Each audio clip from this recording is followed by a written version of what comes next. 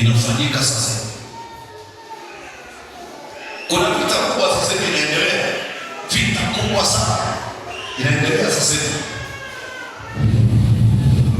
kwa sababu kuna mvutano mkubwa na waweza nikausikia, lakini Yesu anamiliki, Yesu anatawala, Yesu anatawala.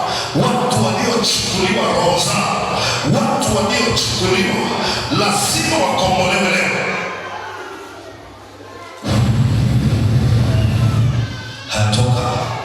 Toka, anza kupiga hatua kuliko, anza kupiga hatua. Nimeshavunja hilo kongwa, nimeshavunja.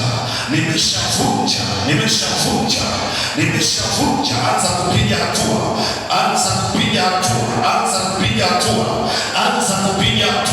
anza kupiga hatua. Na mali zako lazima utoke na mali, na mali zako kwa jina la Yesu, utoke na hatima yako, utoke na hatima yako, utoke na hatima yako, utoke na hatima yako, utoke na hatima yako, uje na hatima yako, uje na hatima yako, uje na hatima yako, njoo na hatima yako, njoo na hatima yako, njoo na hatima yako, njoo